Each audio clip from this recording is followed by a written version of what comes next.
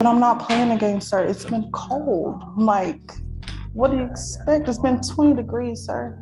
20 degrees. You know how hard that is to actually stay. Your fingers, so you scare me, man. I can't.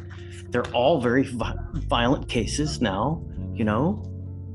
You're wanted as state for another, you know, sorry. Guilty or not guilty? Not guilty. Wait, not guilty? Are you not guilty of this offense? Yes. You just saw a defendant's defiant excuse about frozen fingers, a judge admitting a 19-year-old genuinely scares him, and a plea deal collapse with two simple words. Those 30 seconds weren't random outbursts. They were the breaking points in a system under immense pressure. What you saw took months, even years, to build up to, and seconds to completely fall apart. We are about to decode every moment, showing you exactly how the tension escalated from routine procedure to raw, unfiltered confrontation. We start at the beginning, with a man accused of smashing a windshield with a rock. It seems straightforward, but it sets the stage for a judge whose patience will be tested to its absolute limit today. Good morning, sir. Mr. Lauderdale, you're charged with criminal mischief. You are facing up to a year in jail and or a $4,000 fine. We're going to do probable cause. You have the right to remain silent. Anything you say can or will be used against you. You have the right to have an attorney present. If you cannot afford one, one will be appointed to you, sir. Yes, Judge. On January 3rd, 2025, the officer was dispatched to a gas station in Harris County, Texas in regard to an assault in progress. The officer made contact with the complainant. The complainant stated the defendant had damaged his vehicle, that the complainant had parked his vehicle at the gas station by the front doors. As the complainant was in the store, he observed the defendant standing by the complainant's motor vehicle with a large rock concrete piece over his head, and the defendant threw the rock, breaking the front of the complainant's windshield, causing $1,000 in damages. The officer observed the large concrete rock sitting on the hood of the complainant's vehicle, and the defendant stated he was upset but did not elaborate.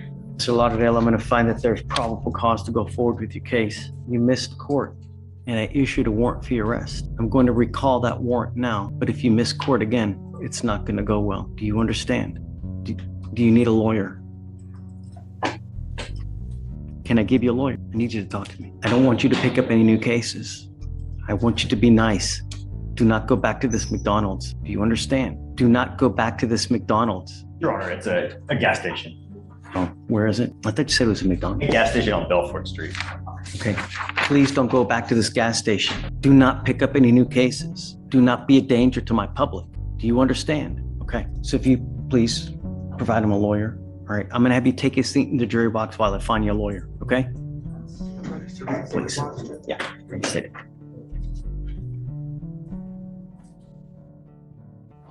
We have already given you 2 bonds. If you miss court again, it's not gonna happen again. Do you understand? Sir. You were charged with assault, bodily injury. You're facing a year in jail and or a $4,000 fine. We're going to do probable cause. You have the right to remain silent. Anything you say can or will be used against you. You have the right to have an attorney present. If you cannot afford one, one will be appointed to you, sir. My apologies. On June 29th, 2023 in Harris County, Texas, the complainant told his family of the incident, and the family reported it after it had happened. The complainant was with his friend, the friend's mother, and the mother's boyfriend on a trip to Galveston. The defendant became upset at the complainant because he did not like the way he was looking at him. The defendant pulled the complainant out of the car by his shirt, causing red marks on his chest. The defendant proceeded to slap the complainant in the face. The complainant stated he felt pain. Later on, while stopped at a gas station, the defendant became upset again, and the complainant began to walk away when the defendant grabbed the complainant's backpack that was on his back and threw him on the ground, causing pain. The complainant got up and ran away. Who is that? The complainant, a 15-year-old, I don't believe it was just a friend of the... Mr. Chaput, I'm finding that there's probable cause to go forward with the case, and I'm ordering you as a condition of your bond not to have any contact with this person. Do you understand? Yes, sir. You're also not to be in possession of any weapons as well. If you violate these conditions, you pick up a new case or you fail to come again, I'm telling you, your bond will go high. I will protect my community at all costs. I don't care how old they are, how young they are. Do you understand? Sir. We've given you a lawyer. It is your responsibility to stay in touch with Hugh. If he tells me he can't get a hold of you because you're playing games, likewise, I'll issue a warrant. I'll have you sign a reset. After that, I'll have you meet with the pretrial and then we'll get you out of here, sir. All right. All right, Mr. Judge. Notice the immediate shift in the judge's tone. With the first defendant, he was direct, procedural, all business. But the second he started reading the details of the assault, Against a 15-year-old, the man behind the robe emerged. His warning, "I will protect my community at all costs," isn't just a line he's reading. It's a powerful declaration of his core judicial philosophy. He's looking directly at the defendant and making his boundaries crystal clear. This is a judge who compartmentalizes. He can be a facilitator of the law one moment and its staunchest guardian the next. He's establishing the moral baseline for the entire day. And he's not just speaking to the defendant, he's sending a message to every single person in his courtroom. But managing defendants is one thing. What happens when a defendant's own plea completely derails a done deal? You're about to witness the entire system grind to a halt because of 2 words. Right this way. Good morning, Mr. McCaskey. Okay. Thank you for coming a 3rd time. Yes, sir. Listen, he's telling me that you're going back to Africa. You're going to go there for give or take a month. You're still under bond condition in this court. I'm ordering you not to consume alcohol, illegal drugs, unprescribed controlled medication. That's all we're having you do now. So even though you're over there, you're still not allowed to use. Typically, when we have people that go out of town, if they get called on the test, what we normally do is have them go to like a Quest diagnostic. They take a test, get the result to their lawyer, the lawyer gets to us. We'll still do things that way with you, even though they're over there. Normally, I pay for everything while you're here, but I can't pay for it over there. So you'll have to do it over there. And I don't even know if there'll be a Quest over there. You'll have to find something, I don't know. But you may not even get called, I don't know. It's the luck of the draw, I don't know. Yes, sir. The only other thing I'm gonna tell you is that maintain contact with Mr. Henderson. Because if he tells me that you've gone AWOL, that he can't get a hold of you, you're gone, I'm gonna issue a warrant for your arrest. And you, if you're out of the country and then we issue a warrant, I cannot tell you how big of a headache that will become. So always remain in contact with him. Yes, sir. Anything else? Oh, Judge, that's it. Oh, one more thing. You gotta look, if you're gonna drive over there, you gotta look how to do it the right way. Because they don't play over there. You know, make sure that you have whatever documents you need. If you may need insurance, if you may need an international license, I don't know. All right? Okay. All right, guys. Good luck. Thank you, Judge. Oh, one more thing, sorry. Because you have him representing you, I will waive your appearance. You don't have to come to court here. But that's why I'm saying you got to remain in contact with him, and he'll tell you if and when you have to come back to court. Okay? Understood. Okay, that's it. All right, Okay. good luck.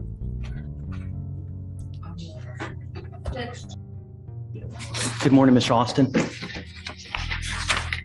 Oh, I guess it's Mr. Rubio, not Mr. Austin. Sir, you're charged with criminal trespass. You are facing up to 6 months in jail and or a $2,000 fine. You guys have worked out an agreement where they're offering you 13 days in jail with credit for the 21 days that you've done. You are giving up the right to a trial, right to compel witnesses to testify on your behalf, confront and cross-examine your accusers. If you're not a citizen, there are possible immigration consequences. You can be deported, excluded from the country, denied naturalization under federal law. You give up the right to appeal once you accept this. You can't change this. It's going to go on your record. From now on, you're facing a minimum of 30 days in jail. Do you understand? Yes. Is this what you want to do? Yes. How do you plead to the offense of criminal trespass? Guilty or not guilty? Not guilty. Wait, not guilty. Are you not guilty of this offense? Yes. Yeah, not guilty. Mr. Rubio, remember when we spoke? Yeah, it's not guilty. Yeah. Okay, I can't accept this if you're saying that you're not guilty. You know, this is what we do here is if you're guilty of this offense, then you plead guilty or whatnot. But if you're not guilty, then we can't do this. Okay. Remember what we talked about? Yeah. If you're not guilty, then you're gonna say not guilty. But if you're guilty, What then you can hap- take the plea. What happened in Okay. this case? So in this case, there was suspicious individual roaming the garage, and the witness, the Metro supervisor, stated she received multiple reports about an individual looking in the car windows and walking away when seen. The officer made contact with the defendant.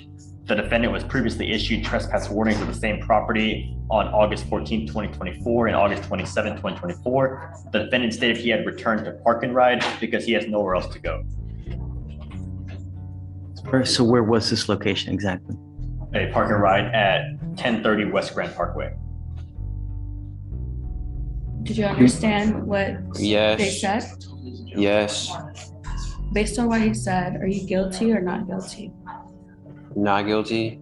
Okay. Can I talk? Email? Yeah, I will. Yeah, okay. Okay, Mr. Rubin. We're gonna go back. I'm gonna talk to you, okay? All right. Okay. Send it like, Yeah. okay.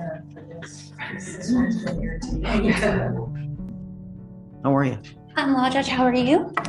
I'm back on Jesse Herrera's case.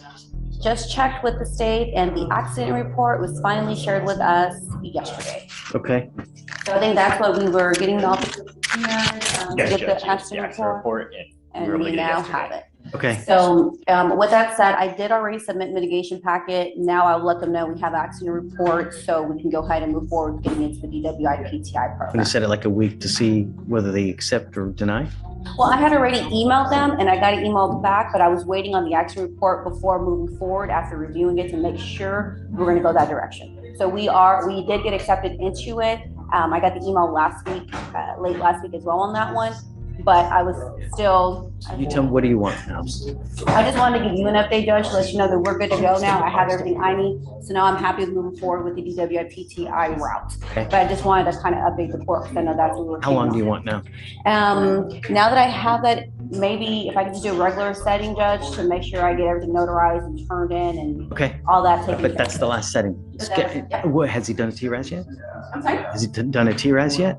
Yes, TRAS has already been completed. That was Okay. done Got it. months ago, Judge. Done. So, thank you. Wait, stop. Rewind that. The defendant just pled not guilty to a plea deal that was already finalized. This is a moment of pure, unscripted courtroom breakdown. Watch the lawyer. He's caught completely off guard and is now trying to subtly coach his client. Remember what we talked about? Without violating procedure, the judge is now in a legal paradox. He cannot, by law, accept a guilty plea from a defendant who simultaneously claims innocence on the record. This isn't just a legal hiccup, it's a raw glimpse into the immense pressure placed on defendants, who may not fully grasp the script they are expected to follow. The judge's methodical questioning here is crucial. He isn't being difficult. He's trying to protect the integrity of the plea and ensure it will hold up on appeal. That quiet confusion was one form of chaos. But the next defendant is about to bring loud, defiant chaos directly to the judge, sparking one of the most intense confrontations of the day. Yes, ma'am.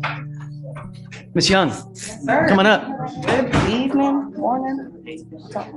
Don't look at his computer. Sorry, I was trying to get the time from him. How's jail? Evening. Sorry. How's jail? Shh. Treating us beautiful. You know, we can't get you to come. We can't get you to appear. Well, what happened was this time. No, but there's always an excuse. It's really easy to just pick up a phone and call Josh. How hard is that? You know, that's all we literally ask you to do is remain in contact with your lawyer. That's all you got to do. Yes, sir. We've repeatedly tried 4 different times.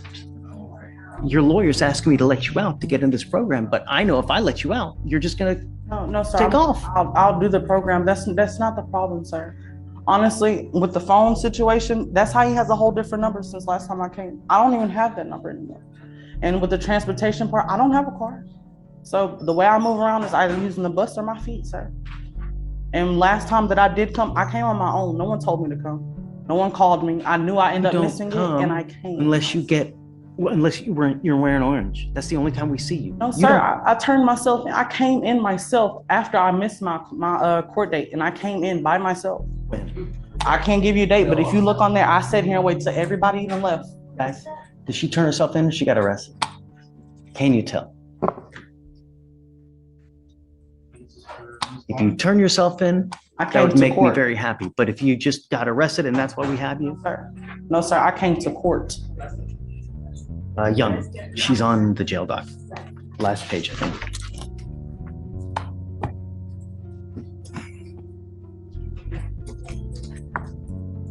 Fool me once, shame on you. Fool me twice, shame on me. I'm trying to fool anybody, sir.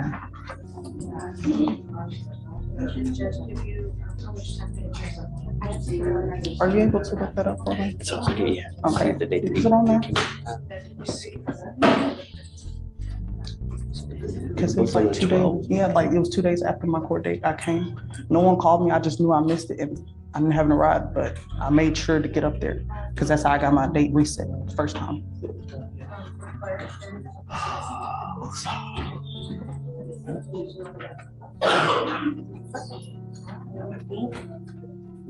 Looks like the booking date was the 12th, Judge, but I don't know. That's all I can see from my side. That's when I came to 12. I've been here since. Where did you come to? Sorry? Where did you go to? Did you turn yourself in the jail? Is that what you're saying? Sir, I went to the Franklin Street, if I'm not mistaken, Franklin, 1200 Franklin, where all the court is at. Where I was supposed to go the first time. 1200 Franklin, if I'm not mistaken. It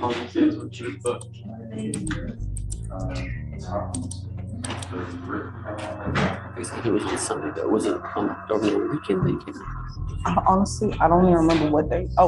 This time? Yes, sir. I can't. You know what we could do is we could do this. Is that if we're going to do this, you know how we do that release that we release to people? Right. Something like that. So we know that she gets to the P180 place. Where is it? Where did they do the interview? Do you know? I guess because it's not like an inpatient facility, would it be different if it's? Where does it happen? Do you know? Do you know where the interview happens, Josh? I'm not sure like physically where it is, the P180. I'm checking the state though. Because I guess she wouldn't be released to that program. She'd just be released and have to. Do you have a date already for it? Do you have a date for it? There's like a way to book it online, but they said that you have to send a contract, a PTI, P180 contract. So, which I think is what we have now. So I think we should be able to schedule it now. Okay, so let's do this. Schedule it, get a date, and then I'll put a GPS monitor on her prior to release. I'm not going to do this again. You ever take off on me again, I swear on everything that's holy, that'll be the 5th time. Do you understand? So I'm not giving you a PR bond now to just wait, get a date. We'll set it for like the day before, and then we'll give her a PR bond with a GPS prior to release. The instruction is she goes directly to get the interview done, and then we'll go from there. But I'm not going to continue to play this game. But I'm not playing a game, sir. It's been cold. Like, what do you expect? It's been 20 degrees, sir.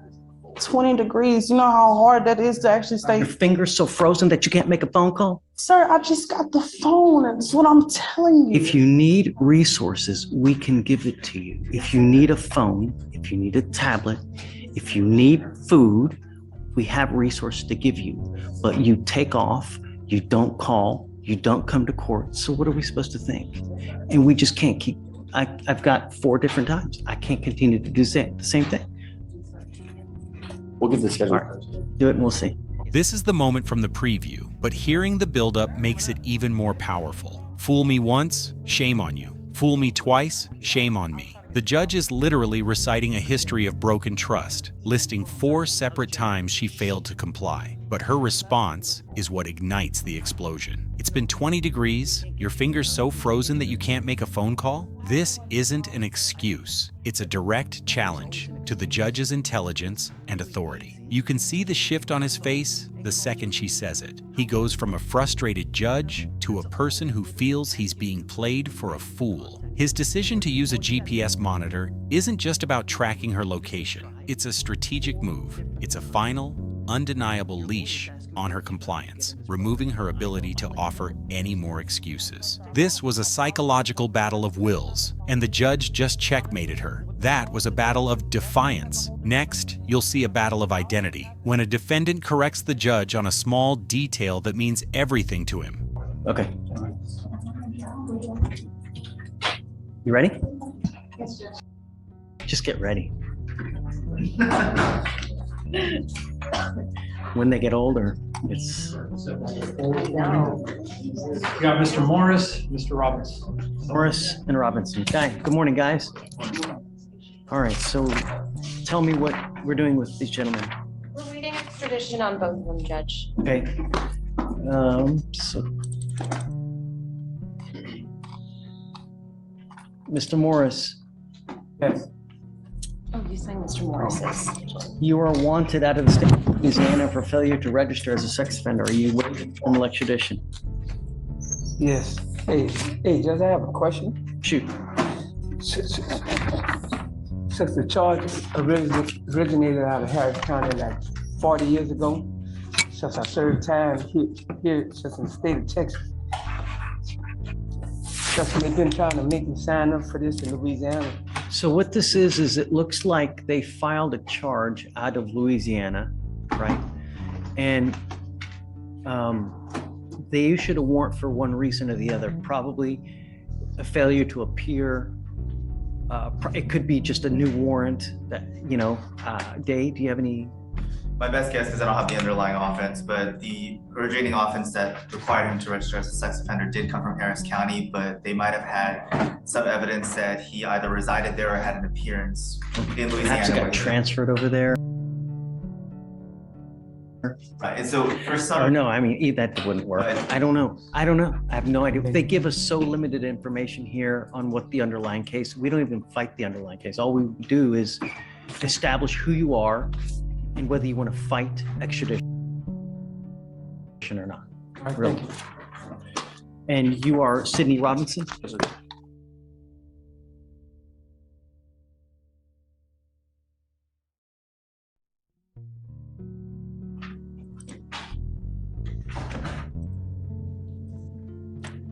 Judge, on Mr. Robinson, we'll have the waiver on the fugitive case. And then on the assault case, if you wanted to put bond conditions, I believe state wanted no contact. Oh, so you're on bond for an assault here out of our court here. You were also wanted out of Adams, Colorado for driving under the influence, failure to display proof of insurance, and careless driving, and I know, Judge. I know, but it's on there. It's one of the warrants. low power scooter operation without a license. Which is completely false. It was a Harley. It was very Don't. Just waiving formal extradition on that case, right? Okay. So I don't know anything about are you representing him on the assault? I am. Wonderful. Alex? Their cause number for the Assault? Yes. 254-7113. I apologize. 254-7113. 113. Okay. TBD though. That is correct. Let's see.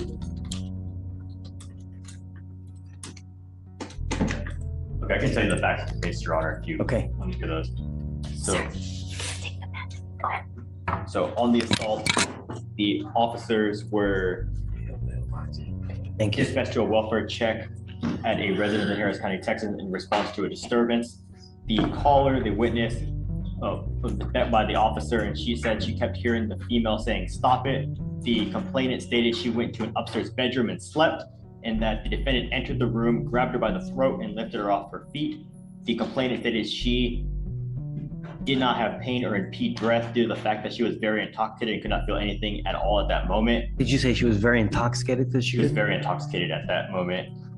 And then on the morning of the incident, or on the 11th of January, the defendant woke up and they started verbally arguing again. And the complainant said that the defendant threw a box at her and hit her in the head.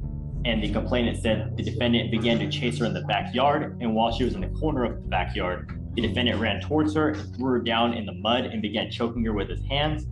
And the officer observed the complainant to have fresh bruising around the left eye and a red marking on the left and right side of the forehead.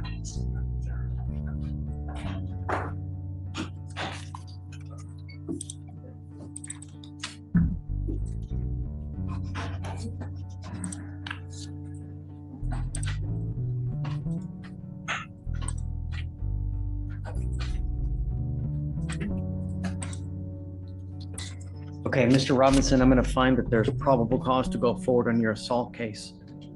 I'm ordering you as a condition of your bond not to have any contact with this person and not to be in possession of any weapons. I'm also ordering you not to consume alcohol, illegal drugs, or unprescribed controlled medication. Do you understand? Okay, so the other thing is this, Shreya, is that he's on bond for this here. Right. What do we know, Day? Do we know that Colorado's coming to get him? Yes. So short answer is yes. I haven't heard anything else since the original. Okay, so We need them signed conditions. Now, you got to be aware that if you go back, if they end up picking you back and you go to Colorado, whatever happens there, you must remain in contact with Shreya here, because if you don't, we're going to issue a warrant here. And what's happening now will exactly happen over there, where you're going to be sitting in custody over there. And then a hold is going to be placed over here. And then you're going to have to come all the way back over here. All you have to do is remain in contact with her so we know what the situation is going on. And don't have any contact with the complaining witness's case. Don't pick up any new cases. Understand? Yes, sir. Okay. And Judge, in case, for whatever reason, Colorado decides not to extradite and he is released in the next week, we're gonna do a appearance required for the January 29th. Okay. That sounds good to me. Okay. Okay. Was there state conditions, Your Honor? No, pre-trial.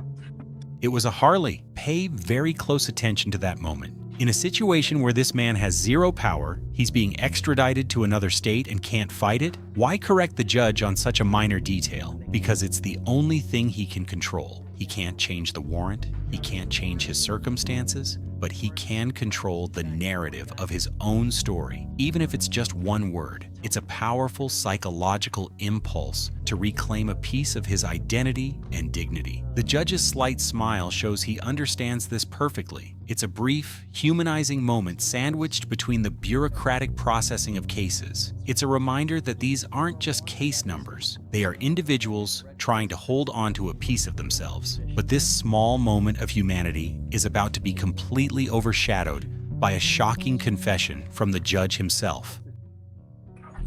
Morning, Judge. We're approaching on Mrs. Troy Britton. This is the one that, oh, you weren't here yesterday, Judge.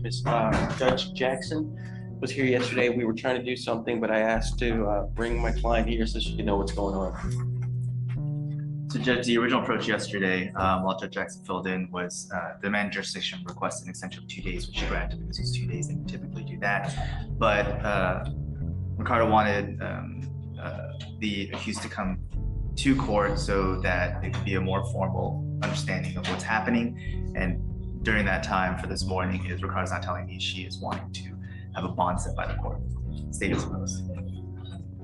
Yeah, this is the one where she's like 17 and she's got already like she's had 7 charges, yeah. 2 of them She's failure. 19, Judge. Okay, 19, right? Yeah. Sorry, I can't. Just you scare me, man. I can't. They're all very violent cases now. You know, you're wanted at state for another.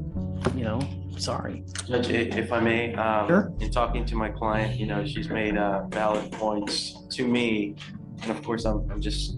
I know you're advocating for your client, and I'm never going to begrudge anyone for advocating. It's your job, I know. But you're 19 years old, you've got 7 priors already, you're wanted out of another state, there are multiple aggravated assault cases, you've got 2 failure to appears. At some point, we have to say when. And now's that point. You scared me, really. I don't want anything else to happen. So, So the extension was originally granted by Judge Jackson out to the, I want to miss 24th. if I'm not doing any more. If they don't come here by that point, she gets released. Okay? All right. Thanks. Judge. Thanks, Your Honor.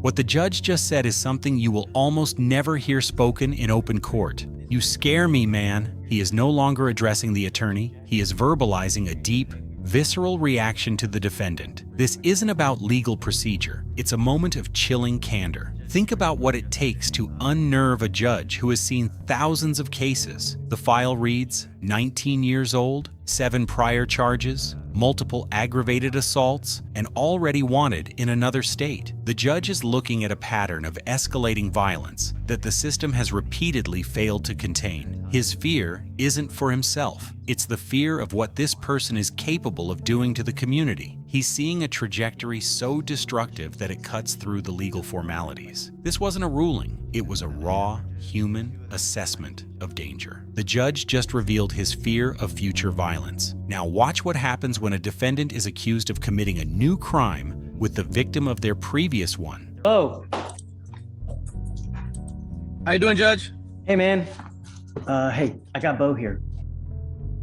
Have you heard PC on this, Bo, yet? Yes, sir. So, Your Honor, yesterday, she was on the docket actually so she was on bond for the case out of the 178th, a assault of a family member. They actually, we went up there yesterday. They had her on the docket. There was some issue with the bond and why she was in custody because she never got noticed. So we addressed that yesterday, but she picked up a violation of protective order because when she was arrested for the bond, for the warrant on that, the victim, the complaining witness, her husband, was in the vehicle with her. And at the house, allegedly. Yes, sir. Yes, sir. Are you telling me that that's wrong?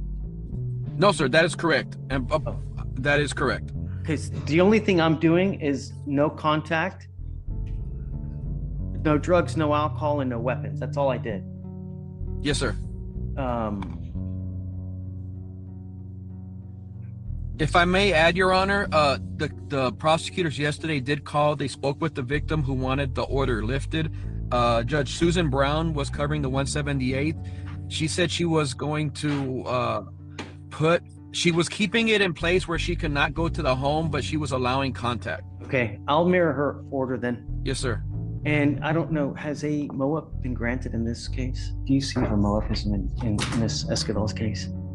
If a MOAP if an order for protection has not been granted, I'm granting one now, ma'am. I'm issuing a protective order that identifies Mr. Longoria as a protected individual. You cannot commit family violence or an assault against this person. Commit an act in furtherance of an offense under section 42.072 of the Texas Penal Code, which is the stalking statute. You cannot threaten, harass, use another person to communicate a threat or harassing behavior. You cannot be in possession of a weapon. You cannot go within 200 feet of the address listed in the order of protection. Do you understand?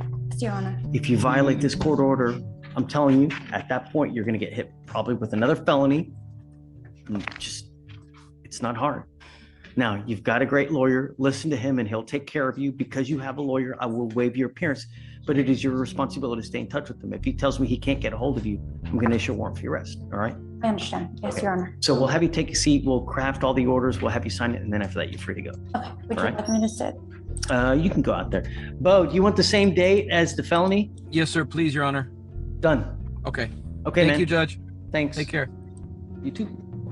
Judge, a quick case. Let me. Was restitution paid in this case or no? No, sir. So it will be a part of the probation then, okay? Mr. Barreño, you are charged with driving while intoxicated. First offense.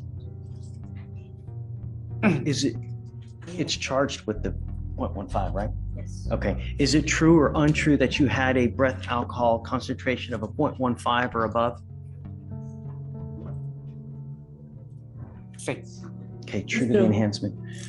You have worked out an agreement where they're offering you 1 year in jail to be probated for 15 months. As part of this agreement, you will do what's called a TRAS, which is an evaluation to see what other conditions you may need. You must fulfill any conditions that they add. 30 hours of community service, a victim impact panel. They have not put a DWI education class though. Did you forget to put a DWI education class? Sí. And is this a true first? Is it a true first? It's a true first, Your Honor. And it appears that, yes, we forgot to put the DWI education. Let's do a DWI education class.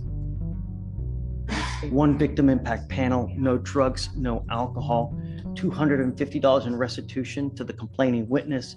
You must have a guardian interlock and follow all other conditions of the court. The guardian judge, I think we need a affidavit of no driving. You're on probation in this court. You need to understand that if you're not in this country with permission and you go to jail and immigration finds you, they're going to put a detainer on you. So if I were you, while you're on this probation, I would live with a halo above my head. Follow all the conditions. Do not consume alcohol. Do not drive. It is a part of your probation. If you violate these conditions, I'm going to put you in jail. I will issue a warrant, put you in jail, and I'm going to bring you out. We're going to have a hearing as to whether you violated it. If you do, you are looking at an entire year in jail. Do you understand? Yes. You also need to understand that from now on, you are facing a minimum of 90 days in jail for any new cases that you pick up. You are giving up the right to a trial, right to compel witnesses to testify on your behalf, confront and cross-examine your accusers. If you're not a citizen, there are possible immigration consequences. You can be deported, excluded from the country, denied naturalization under federal law. You give up the right to appeal. Once you plead guilty, this is going to go on your record. It's going to be there for the rest of your life. You can never take it off. Is this how you understand the agreement? Yes. How do you plead to the offense, guilty or not guilty? Guilty. I'm gonna find you guilty. One more caution word is that because this is gonna go on your record, if you were ever pulled over, even 30 years from now, an officer sees this and they smell alcohol on you, it's probably not gonna go well. Good luck, sir.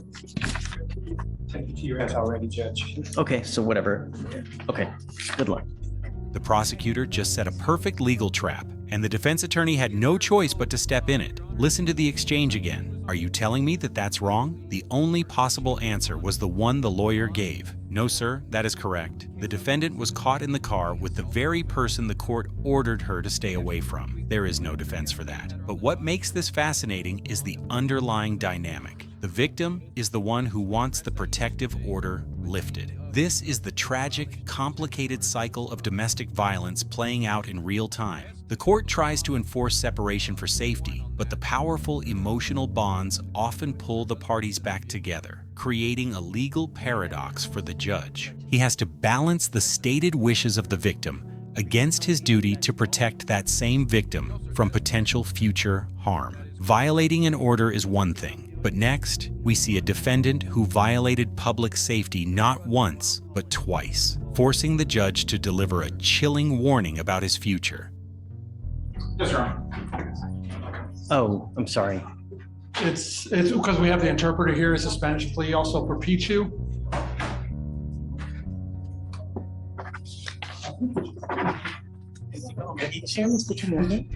Oh, he's pleading. He's pleading on both, huh? Yeah, he's gonna plead on both. They got him in Mr. Perechu, today is not a good day. You were on bond for DWI. You picked up another DWI. You've been able to work out agreements with both of these, but both of these charges will go on your record. They will be there for the rest of your life. You need to understand, if you ever pick up another DWI, you will be facing a third-degree felony, a minimum of 2 years in prison, a maximum of 10 years in prison. If I were you, even if you have had a sip of alcohol, I wouldn't get into a car. It is a humongous risk that you're taking. Do you understand? Yes. You are giving up the right to a trial, right to compel witnesses to testify on behalf, confront and cross-examine your accusers. If you are not a citizen, there are possible immigration consequences. You can be deported, excluded from the country, denied naturalization under federal law. You give up the right to appeal, so once you plead guilty, you can never take these off. Do you understand? Yes. How do you plead to the offense, guilty or not guilty? Guilty. I will find you guilty. On one of the cases, it's alleged that you had a 0.15 or above. Is this true? Yes. Okay, true to the enhancement. All right, I'm going to suspend your license for a year. Do not drive. Good luck to you, sir. That's the only thing you have those. I'm going to waive the fees. You will. Waive the fees? Is that what you're talking about? Okay, thank you, Judge. Appreciate it. Yeah, okay. Approaching on Mr. Lauderdale. He's in the box. All right. Come up, Mr. Lauderdale. There's some cognitive issues. I'm just asking him to be nice. You know?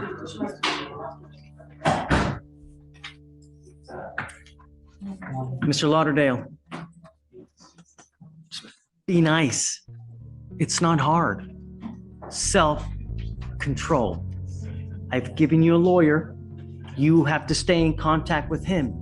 If he tells me that he cannot get a hold of you, I'm going to issue a warrant for your arrest. Do you understand? Okay. Do you have any questions? All All right, do you have a cell phone? Give me a phone number I can reach him on. His mother's. Okay, do you want a cell phone? We have services that we can give you so that you can get your own cell phone. Do you want one? Okay. Do you mind giving him, we're gonna give you paperwork, but you have to do the work, but I'm gonna give you the resources to be able to get a phone. If you need anything else, come back, talk to us, and we can try to give you whatever you need. The worst thing that can happen is that you don't come back, okay? Perhaps we should do, not waived, I don't know, it's up to you, whatever you think is appropriate. Okay, all right, good luck. Good judge. What we've witnessed today wasn't just a series of cases. It was a profound study in defiance, consequence, and a judge's struggle to uphold the law. We saw the entire system pause when a defendant's 2 words, "not guilty," derailed a finalized plea deal, exposing the raw confusion behind the legal process. We felt the judge's patience snap when confronted with repeated excuses, culminating in his rare and chilling admission that a 19-year-old's violent record genuinely scared him. Yet we also saw his compassion as he offered resources to a man who was clearly struggling. Today's central theme was consequences. From the man now facing a felony for his 3rd DWI to the young woman tethered to a GPS monitor, every action forced an undeniable judicial reaction. This brings us to the ultimate question. Where do you see the line between rehabilitation and punishment? Was the judge's frustration justified, or should the system offer infinite second chances? Tell me your verdict in the comments below.